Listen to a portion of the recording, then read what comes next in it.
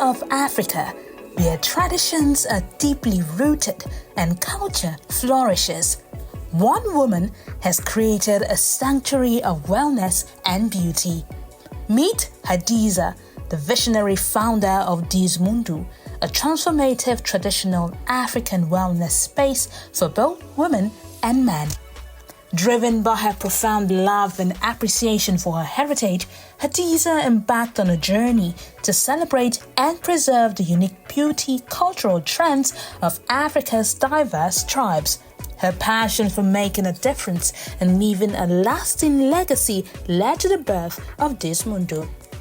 At Dismundu, ancient traditions meet modern practices. Hadiza is a psychotherapist and multifaceted businesswoman, bringing her extensive knowledge of naturopathy, perfumery, herbalism, and interior design to create an unparalleled wellness experience. From investment banking to holistic healing, Hadiza's journey is one of transformation and empowerment. After over a decade in the financial industry, she pivoted to follow her true calling, bringing the rich therapeutic traditions of Africa to the forefront. Join us as we explore the inspiring story of Hadiza and Dismundu. Discover how one woman's passion for her culture and roots is creating a ripple effect of wellness, beauty, and empowerment across the continent.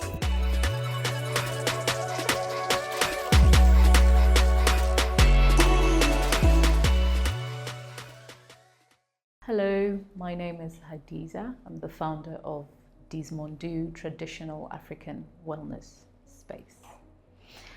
The journey. So Dismundu started as a result of I'm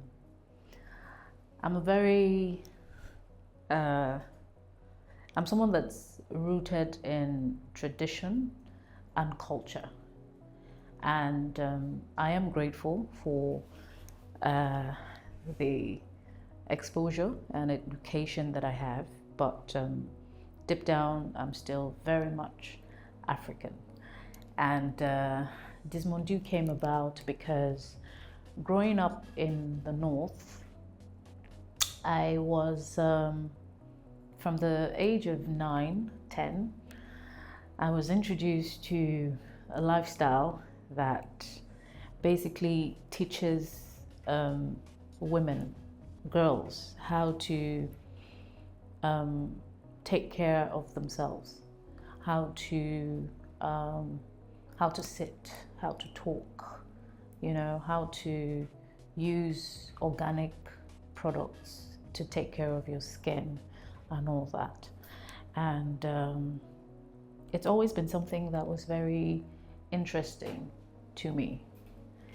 Now, I've come to realize that the whole point of the NYSC Youth Corps is to let kids go to other parts of the country and understand their lifestyle, their culture and all. But unfortunately, that isn't the case. So if you've never been to the north before, you don't understand their way of life, you don't understand everything about them. So, and I just thought to myself that, okay, I think it's time to reintroduce things that are at our core as Africans, as Nigerians, to reintroduce that to the modern woman, so to speak. Dismundu is a transformative space. It's a traditional African wellness space, like I mentioned. I started my career in the financial industry, but the business started in 2019, and it's a business for women. The emphasis is on women. We do have products for men, but the services are centered around women. Challenges we've encountered since the business started is basically, as Africans, we seem to be in this, we're gradually coming out of it, but there's this mental slavery that we sort of have to think that whatever we do that is not Western is not good enough. And but then we're gradually coming out of it. A perfect example is, the burning of incense, right? So incense is, you find incense in the Bible, you find it in the Quran, right? And it's something that we've been doing for thousands of years before we were even, colonized or anything. And what is incense? Incense is basically making your environment smell lovely, smell good, smell attractive. But for some reason, a lot of people think that burning incense is diabolical. There's something juju-ish or something about it, which I think is absolutely ridiculous. But to each their own, really. So these are some of the challenges that we've had to, and this is mainly because if you don't know where you're coming from, honestly, you can't know where you're going.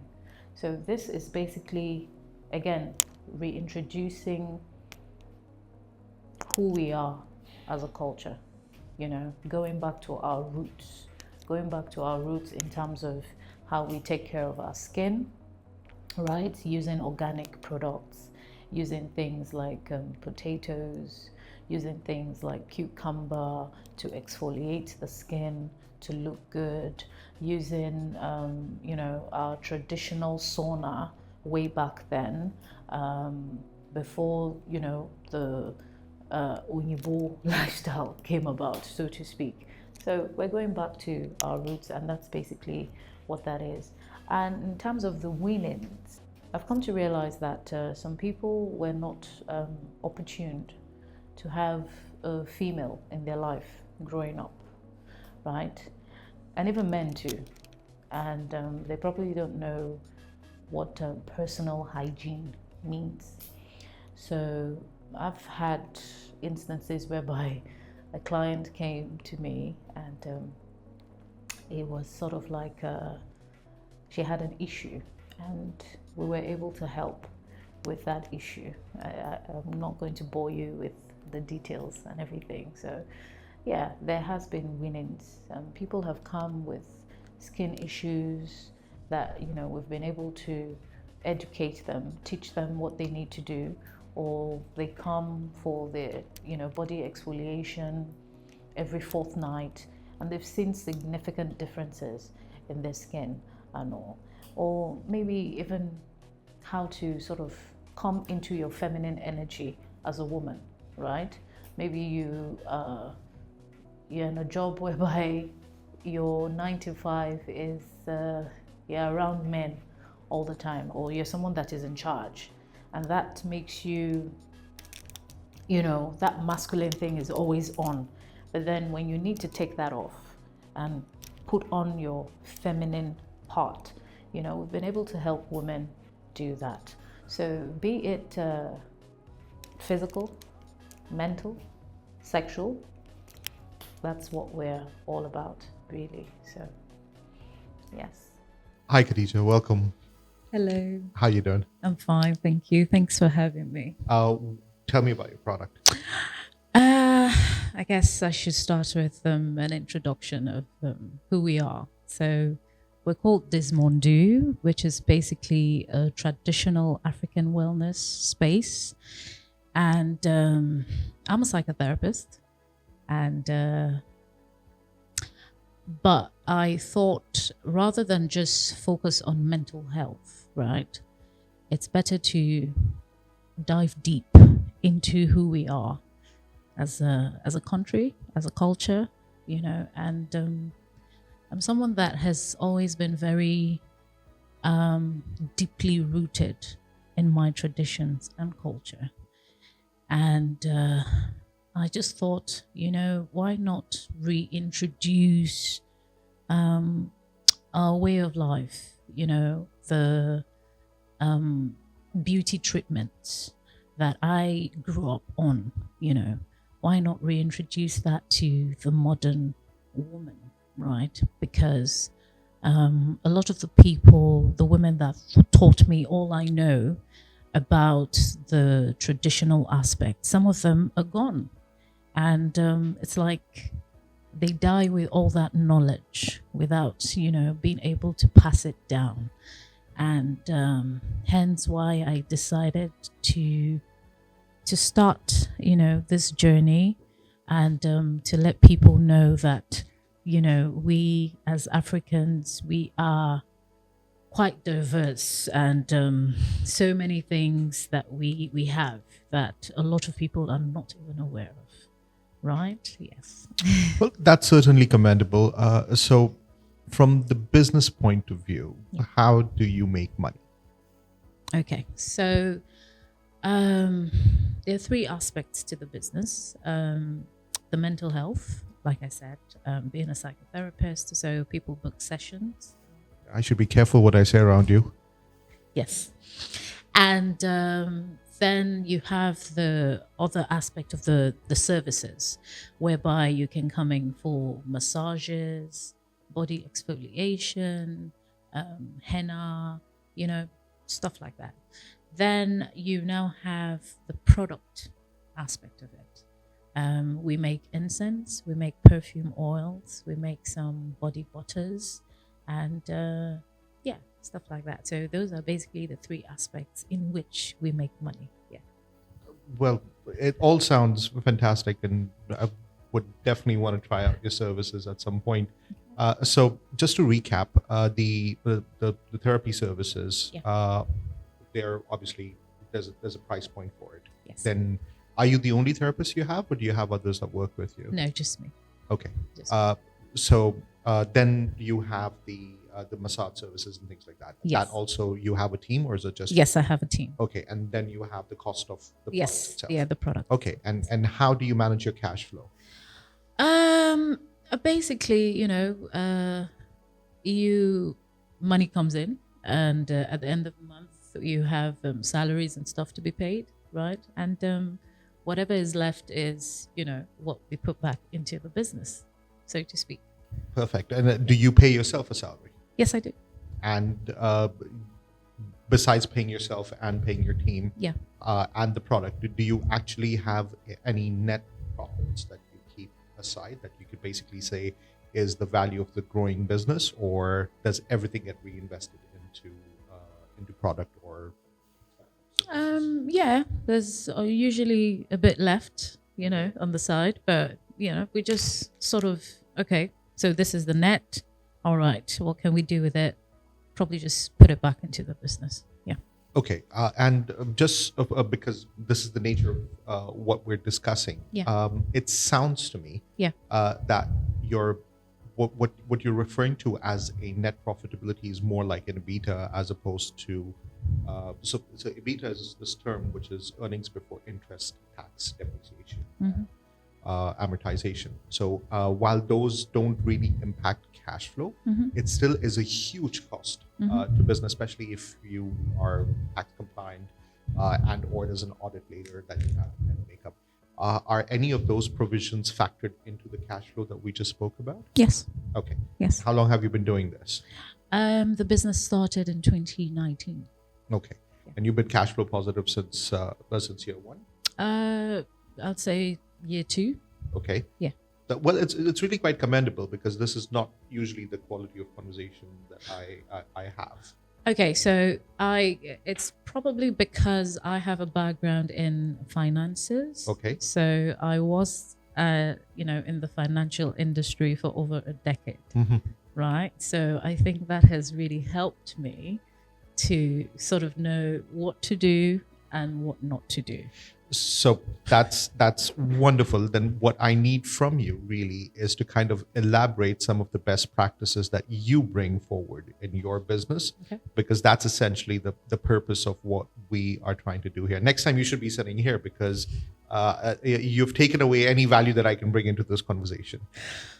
All right. So let's start by why do people have cash flow problems? Number one, if you aren't, your profit margin is thin or small, then you'd have a cash flow problem. If, for instance, you sell on credit, then you'd have a cash flow problem. And if, for instance, your expenses are higher than what comes in, then you'd have a cash flow problem. So I think I would say that as a business, I'm a micro business. I don't even refer to myself as a small business, right? You need to, the first thing is to really sit down with the costing of your products or services, right? To make sure that you are making some sort of profit, right? And that it's tangible enough to try as much as possible. We don't do things on credit. We do not. Absolutely, it's a no-no. If you want to buy something and you can't afford it right now, when you have the money for it, then you come back. That's it.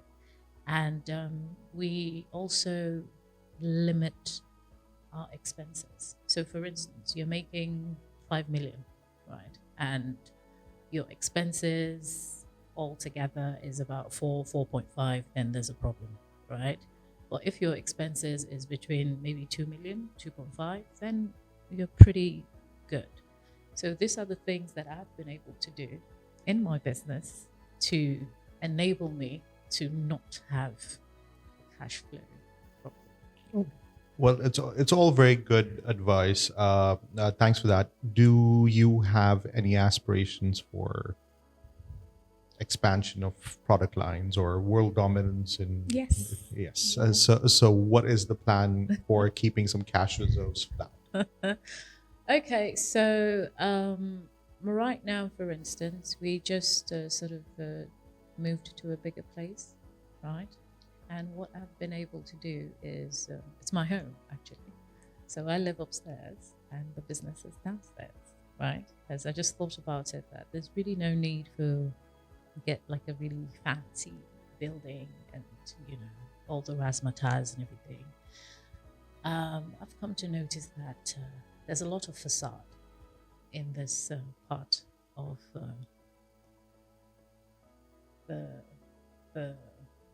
in this part of the country. And as long as you are yourself, right? I'm not, in as much as I think my emphasis is on the product, making sure that I deliver on what I say my products are supposed to do. And as long as I'm able to do that, if you try my products, you'll definitely come back, right? So my emphasis is not on the looks or, the outdoor. It's more about what I offer. And as long as I'm getting that right, then I think I'm in the right direction, so to speak. You know what they say: don't hate the player, hate the game. So the room that or the space that you occupy, if it has preconceived ideas about how packaging needs to be done, then the organic customers that you develop in the early stages would probably not be sustainable from a mass point of view. So at some point, you would have to consider, a higher marketing budget, or alternative packaging options to try and attract that. Yes. While you are cash flow positive, which is really a rarity for me when I'm here. That you need to start building up a war chest, so to speak, to do that. Definitely. And then how do you duplicate yourself? Because ultimately you're the apex of your product line, right? Okay, so basically what we do right now is we work strictly on appointment. So if you're coming down, you need to book an appointment. It's not just a walk-in. So it's more like a boutique space, so to speak. So the fact that we're able to walk with time, that has really been a fantastic advantage for us. And where we are right now, we're really just trying to get more visibility for the business, because if you don't know I exist, there's no way you can come to patronize me. Right? So it's we're just really right now trying to get as much visibility as possible. Yes. So the more visibility we get, the more we grow. The more we grow, the more we can expand. So what's the channel for visibility? I'm curious about it from a cost perspective, right? So Okay. let's say you were to say, I'm going to do, for instance, I'm not saying that that's your model, but let's say I'm going to do social media advertising. No, social media advertising is a dollar-based expense. In this economy with the variables that we have, that could mean cash flow positivity 1 month, and it could mean negative next month, True. depending upon what your advertising budget is. So what are the methods that you're deploying? So for instance, one of the methods we're using right now is we partake in a farmer's market right now, and that happens every week, right, on Saturdays. And we're there from morning till evening. And so far, we've started this about 6 weeks ago. Now, prior to that, we were also a part of another market, which is usually once a month. It's like a night market.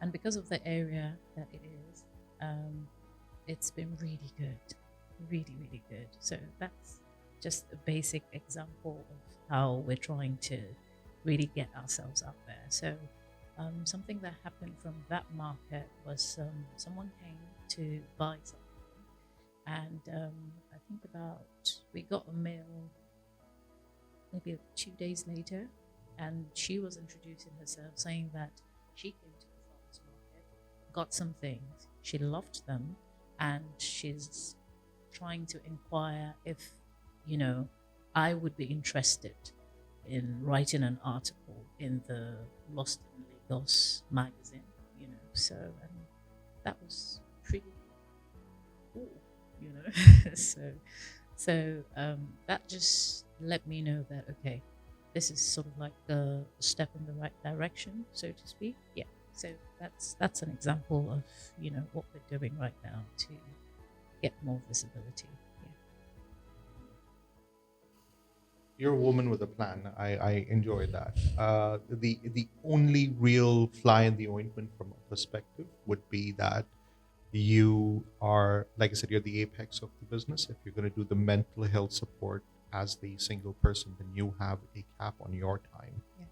So you're going to have to figure out how it is that you either hire more qualified people that can offer that similar service, and maybe position yourself as a super premium provider. Okay. And kind of do that. Yeah. Other than that, I think your product range, I was sniffing on some of them early on. They're amazing, and I for sure. So, like I said, I was sniffing on the products that you have. I'm blown away by them. I'm quite rooting for you because of your acumen and space that you're trying to occupy. Thank you. So I wish you all the best. Thank you. Thank you so much for being here. Thank you. Thank you so much. Thank you.